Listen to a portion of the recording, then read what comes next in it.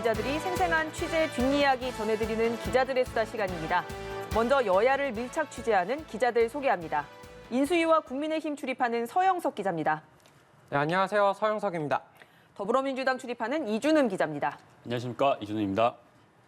네, 이번 주 국회 상황 아주 급박하게 돌아갔습니다. 월요일부터 민주당이 검찰 수사권 폐지, 검수완박 입법을 반드시 4월 국회에서 처리하겠다며 본격적으로 입법 절차에 나섰습니다. 이렇게 여야가 한 주 내내 극한 대립을 이어가다가 금요일이죠. 어제 극적 합의를 이뤘습니다. 오늘의 첫 번째 주제입니다. 네, 우리 정치부 기자들이 대선 이후 오랜만에 일주일 내내 야근에 뻗치기에 경무를 했는데요. 먼저 서영석 기자, 시청자들에겐 좀 생소할 수 있는 뻗치기라는 단어가 뭔지 설명 한번 해주세요. 무작정 기다리는 거라고 설명드리면 쉬울 것 같습니다. 취재 대상의 집이나 사무실로 가서 언제 나올지도 모르는데 언제 올지도 모르는데 그냥 무한 대기를 하는 거거든요. 그러다가 취재원이 나오기라도 하면 하나라도 더 물으려고 그렇게 취재를 하는 겁니다. 네, 그런데 이번 주 여야의 기자들이 뒤섞였던 뻗치기 장소, 바로 국회 법사위 회의실 그리고 법사위원장실 앞이었죠. 네, 맞습니다. 민주당이 4월 초부터 이 검수완박 관련 강한 발언들을 쏟아내기 시작했고 결국 지난 18일, 그러니까 월요일부터 국회 법제사법위원회에서 충돌을 시작했습니다. 이 통상 법안이 상임위, 법안 소위, 그리고 상임위 전체 회의, 그리고 국회 본회의 이런 순으로 이제 현실화가 되는데 이 최초 심사 단계인 이 법안 소위, 법사위 법안 소위가 열린 겁니다. 이 늦은 밤에 안건을 상정하고 또 이렇게 계속 충돌이 벌어지고 자정 넘게 끝나고 이래서 기자들이 계속 기다릴 수밖에 없었는데 이 법안 소위가 통상 언론에는 잘 공개가 되지 않는 게 상례이기 때문에 이 회의를 마치고 나오는 이 의원들한테 취재를 해야 되는 그렇게 이제 취재 방식인데 그래서 저희가 이때 1차 뻗치기 전국을 시작한 겁니다. 이 변곡점이 된 게 민영배 의원의 탈당인데 이때부터 민주당의 역풍이 아주 강하게 부는 게 느껴졌습니다. 서 기자, 국민의힘이 위장 탈당 이런 귀에 확 꽂히는 용어를 사용하면서 비판을 하기도 했는데요. 위장 탈당이란 소리뿐만이 아니라 국민의힘 안에서는 국회판 위장 전입이라는 말도 나왔고요. 보통 국민의힘에서 소리를 들었던 법꾸라지라는 말까지 그렇죠. 사용해가면서 공격을 했습니다. 국회 망신이다라는 소리도 나왔고요. 솔직히 민영배 의원 무소속 맞습니까? 네, 지금 무소속이기는 한데요. 민영배 의원은 민주당 인사청문 TF 단장을 맡고 있기도 했습니다. 또 민주당 의원들도 출입 기자들도 그래서 상당히 충격을 받았잖아요. 설마 이렇게까지 할 줄이야 라는 분위기가 또 있었고 일종의 광인 전략이 아니냐 이런 말 하는 분들도 있었어요. 확 밀어붙여서 무슨 일을 할지도 모른다는, 어떤 일을 할 수도 있다 이런 위협감을 주고서 상대방을 협상 테이블로 끌어내는 그런 전략이었다는 건데요. 맞습니다. 정말 출입 기자들뿐만 아니라 당 내에서도 이렇게까지 해야 하냐 이런 이제 굉장히 좀 깜짝 놀라는 반응들이 많았습니다. 아까 말씀하신 이 민영배 의원의 탈당이 좀 이 화제가 됐던 게 이 법안 소위에서 이제 사실 논의가 잘 안 되면 안건조정위원회라는 걸 열 수가 있는데 만약에 여기서 민주당 그리고 국민의힘 의원만 있으면 3대 3. 그래서 어차피 또 결론이 안 나는 지루한 싸움이 벌어지는데 이때 무소속 의원이 있으면 4대 2로 이렇게 법안을 통과시킬 수가 있지 않습니까? 그래서 이 민영배 의원이 무소속으로 탈당까지 해서 이렇게 법안을 강행 처리하려고 하는 움직임 때문에 이런 말씀하신 광인 전략 참 표현이 좋은 것 같은데 이 광인 전략이 그래도 나름 좀 성공을 거둔 게 국민의힘 입장에서도 정말 이렇게 미친 척하고 밀어붙이니까 막을 수는 없겠다 이런 생각이 들어서 협상장에 나오지 않았을까 이렇게 생각이 좀 들었습니다. 이렇게 뻗치기를 하다 보면 이 변화의 기류를 기자들이 몸으로 확 느낄 수 있을 때가 있습니다. 네네. 그런데 그게 바로 목요일 저녁 때쯤이었죠. 네, 맞습니다. 아까 법안 소위가 1차 뻗치기 전국 그리고 이제 법사위원장 앞 이제 안건조정위원회를 취재하면서 2차 뻗치기 전국이 시작이 됐습니다. 이제 이 무소속 민영배 의원을 안건조정위원회에 배치하고 4대 2로 이제 법안을 밀어붙이는 거 아니냐 이렇게 다들 생각을 하고 법사위원장실로 달려갔습니다. 하지만 이 박광원 법사위원장이 안 오는 겁니다. 그래서 전화도 하고 어디 갔냐 이렇게 여쭤보고 하는데 도저히 이제 행정을 찾을 수가 없어서 저희끼리 위원장 실종 사건이다 이렇게 부르기도 했는데 이걸 못 기다린 기자가 박광원을 찾아라, 윌리를 찾아라 이런 예전 동화책도 있는데 박광원을 찾아라 이렇게 기사 제목을 다니까 도망간 거 아니다, 국회 어딘가 계신다, 이렇게 또 해명을 하는 이런 해프닝도 있었는데. 결국 안건조정위원회를 이제 열지 않고 박광원 위원장을 그날 결국 만나지 못했습니다, 기자들이. 근데 그때 지금 생각해보면 그렇게 이제 안건조정위원회를 안 열고 물밑에서 여야 협상이 계속 이루어지고 있었던 거 아닌가 이렇게 볼 수가 있겠습니다. 그렇죠. 이제 저녁 때쯤에 박광훈 위원장이 기자들의 전화를 받기 시작했는데 오해다, 이제 없어졌다는 게 오해다. 사실은 안철수 인수위원장 부친상을 당했는데요. 상가에 다녀왔다. 이런 말을 하기도 했지만 그때 무엇인가 상당히 많이 진행이 되고 있었다. 이렇게 보면 되겠죠. 맞습니다. 이 다음 날에 박병석 국회의장이 전격적으로 중재안을 발표하고 또 여야에서 의원들이 한자리에 모이는 의원총회를 열어서 차례차례 이 중재안 수용을 결정을 합니다. 도대체 의총에서 어떤 논의가 이루어졌는지 궁금한데 서 기자가 내부 상황을 한번 취재를 해봤죠. 네, 먼저 영상으로 함께 하시겠습니다. 악법 중의 악법인 검수완박법 처리를 의장의 중재안을 수용하기로 하였습니다. 네, 들으신 것처럼 전날 아침 상황이 참 특별했습니다. 아침 10시에 의원총회가 열릴 때만 해도 이 검수완박이 악법 중에 악법이라고 이렇게 비판을 하다가 1시간 반쯤 뒤 11시 30분에 의원총회가 마치고 나서는 박병석 국회의장의 중재안을 받아들인다고 바로 얘기를 했거든요. 이게 더 특별한 게 1시간 30분 만에 이렇게 태세 전환뿐만이 아니라 민주당보다 더 빨랐습니다. 중재안을 받아들인 그렇죠. 게. 네. 맞습니다. 그래서 사실 민주당에서는 의총이 한창 진행 중인 상황에 중간에 이제 먼저 국민의힘이 수용을 했다 이렇게 속보로 전해들어서 사실 그 민주당이 추진하던 입법이다 보니까 왜 국민의힘이 먼저 좀 받아들였는지가 좀 궁금하더라고요. 그래서 저도 이날 아침에 상황을 보면서 좀 당황했었거든요. 이렇게 빨리 태세 전환이 된 것에 대해서. 그래서 국민의힘 내부 이야기를 들어보니까 아까 말씀하신 것처럼 뭐 광인 전략 얘기까지 나왔는데 민주당이 다수 의석을 바탕으로 이 뜻대로 다 법안을 처리해버릴 수 있는 그런 가능성이 있었거든요, 충분히. 그래서 현실과 타협할 수밖에 없었다, 이런 얘기를 하더라고요. 국회의장 중재안이라도 받아야 민주당이 원하는 그 100%를 다 채우진 않을 거다, 이런 판단이었던 건데요. 권성동 원내대표도 어제 페이스북에 글을 올렸습니다. 화면으로 보실 텐데요.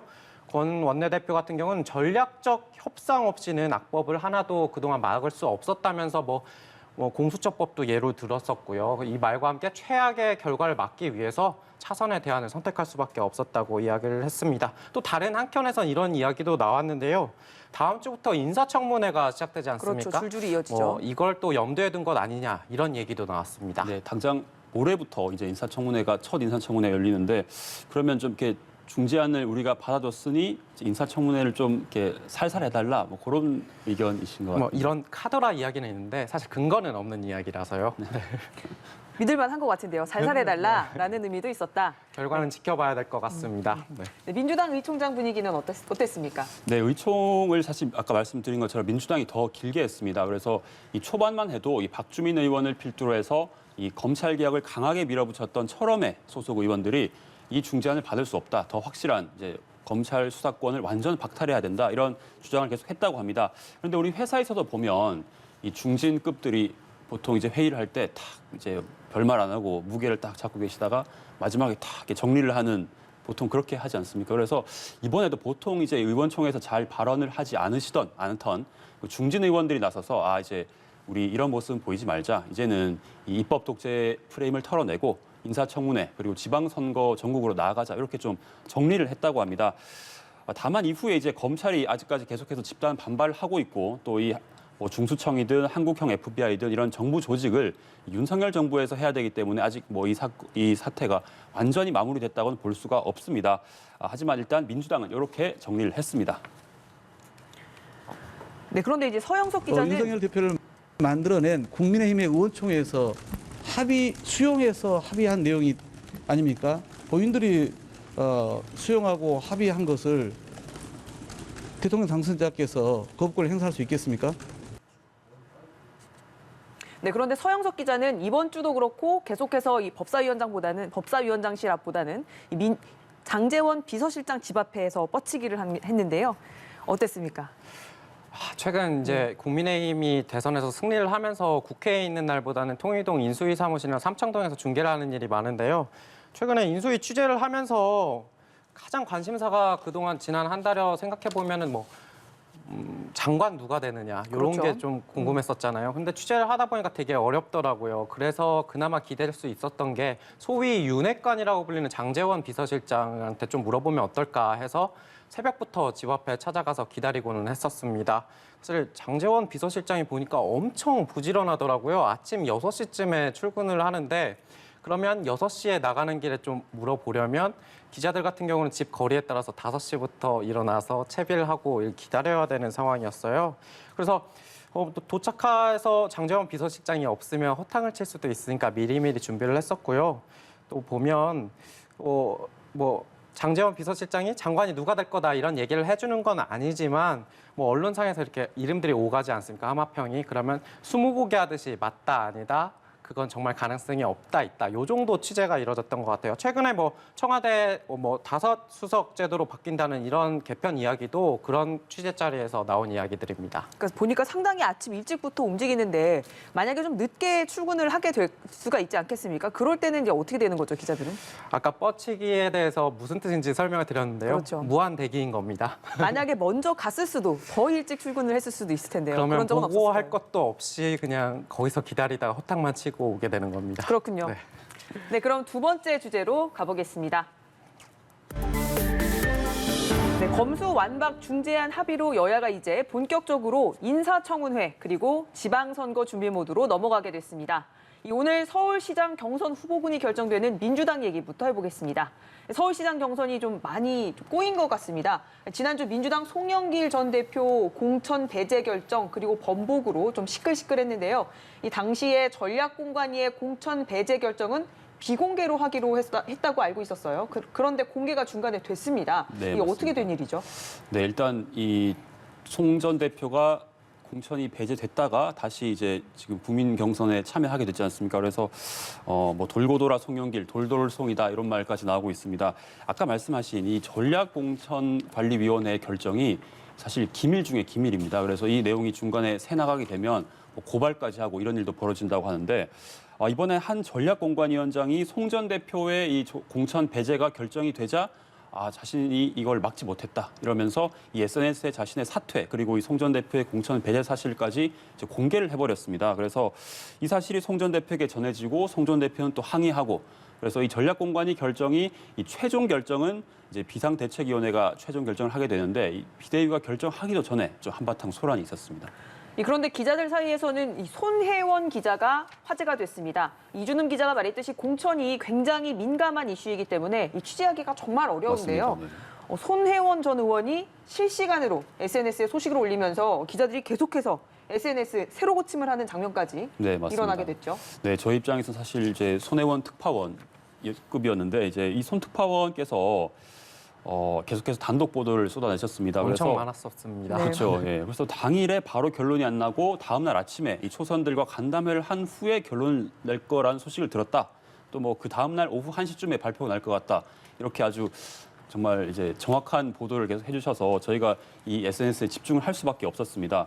정말 어떤 취재원을 갖고 계신지 좀 부러울 정도였는데 다만 이 박주민은 살리고 송영길은 내친다 이런 전망을 하셨는데 요거는 오보로 밝혀졌고요. 이제 송영길, 박주민, 김진애 그리고 지금 계속해서 고민을 하고 있는 박영선 전 장관까지 3+알파로 이 경선이 치러지게 됐습니다. 이 기자가 말했듯이 손혜원 전 의원 타율이 상당히 높았는데 네, 그렇죠. 오보가 딱 한 번 네, 맞습니다. 있었네요. 그 네. 부분을 딱 찝은 거 보니까 그동안 단독에 좀 질투가 많이 나서. 네, 사실 이 기자들 입장에서 이 같은 출입처에서 단독을 타사해서 하면 이게 물을 먹었다 이렇게 그렇죠. 표현을 하는데 물을 많이 마시면 또 배가 불러집니다. 네, 그랬군요. 네, 이 국민의힘에서는 정당 사상 최초로 이 자격 시험이 있었습니다. 근데 이 시험을 서 기자가 직접 보고 왔어요. 이준석 대표의 그 공약이기도 했죠. 이 시험 도입이. 네, 맞습니다.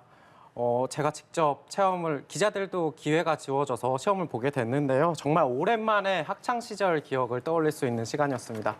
선배들 어떻게 컴퓨터용 사인펜 들고서 시험 봐본 적이 언제가 마지막이신가요? 그러니까 제가 생각을 해보니까 수능 때가 마지막이었던 것 같아요.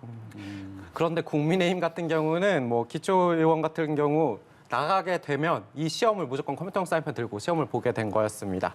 국민의힘 광역 기초의원 예비 후보자들 대상으로 한 기초 자격 시험 PPAT였는데요. 아침 8시 30분부터 9시 30분까지 1시간 동안 치러지는 시험이었는데 정말 아침 일찍부터 다들 오셔가지고 시험 시작 직전까지 공부를 하고 계시더라고요. 한 문제라도 더 맞으려고. 그리고 시험을 시작하는 모습도 나중에 확인을 해보니까 정말 열과 성을 다해서 문제를 푸는 모습을 볼 수가 있었습니다.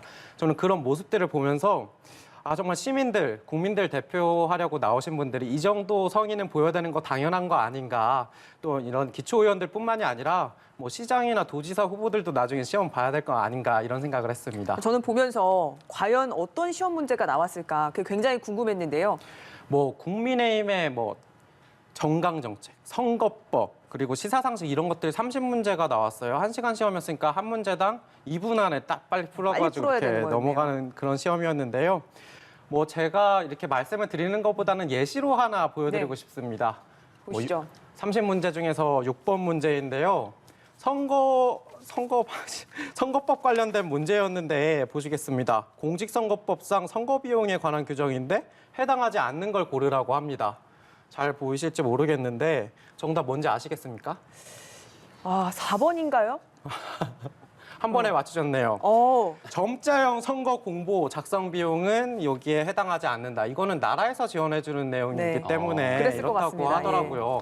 이런 식의 문제 전 취재하면서도 처음 보는 거였거든요. 공부도 정말 됐다. 후보로서 이런 거 알면 좋겠다. 이런 문제들이 가득했습니다. 뭐 오늘로써 국민의힘 같은 경우는 17개 시도 광역단체장 후보가 다 뽑혔거든요. 근데 앞에서 말씀드렸듯이 뭐 기초의원들 같은 경우는 비례대표 같은 경우는 특히 70점 이 시험에서 꼭 봐야 되고 70점을 맞지 못하면 다 탈락입니다.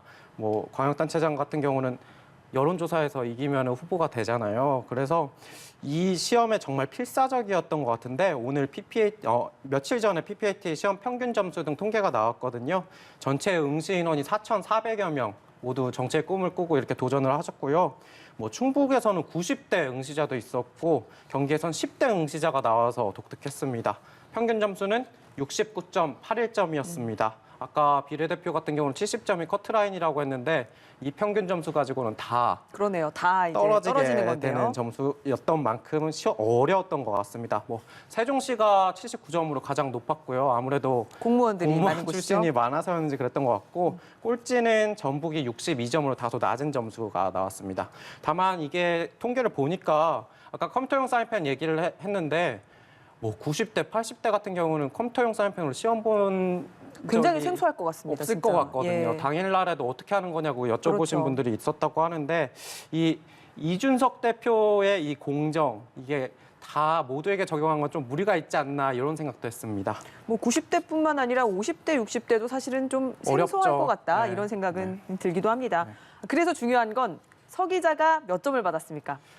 여기서 또 자랑을 해야 되겠는데요. 저는 2개를 찍었는데 100점이 나와버렸습니다. 100점. 네. 참고로 이준석 대표는 97점을 맞았다는 이야기가 있습니다. 서 기자 그래서 그 이전에 보니까 문제가 상당히 어려운데요. 공부를 따로 했던 건가요? 이게 국민의힘에서 PPAT 위해서 동영상을 좀 제공을 했었는데 한 3편 정도를 보고 나머지는 찍자 하는 각오로. 운이 좋았네요, 그러면. 운이 좋았습니다. 네. 네, 이번에는 기자들이 뽑은 이번 주의 한 컷으로 넘어가 보겠습니다. 취재하면서 한 주간 인상 깊었던 장면을 한 컷씩 뽑아왔는데요. 먼저 서영석 기자가 고른 사진 보시겠습니다. 네, 이번 주는 특별하게 어느 장면이 아니라 증명사진을 들고 나왔습니다. 누구신지 아시겠죠? 네, 알겠습니다. 네, 아까 네, 얘기했던. 아까 전에 말씀드렸던 무소속 민영배 의원인데요. 국민들 세금을 월급을 받아가면서 일하는 국회가 국민들 앞에서 더 떳떳해졌으면 좋겠다는 마음에서 이번 사진을 골라보게 됐습니다.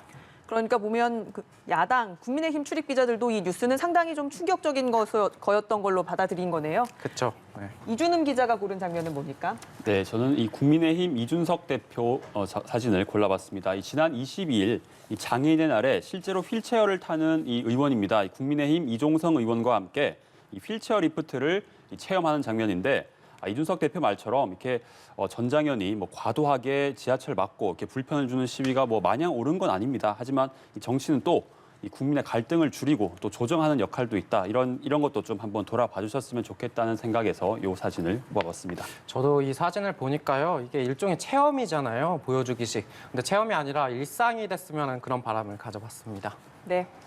기자들의 수다 오늘은 여기까지입니다. 이 다음 주부터는 본격적으로 인사청문회 전국이 시작됩니다. 더 생생한 청문회 뒷얘기로 다음 주에 찾아뵙겠습니다. 감사합니다.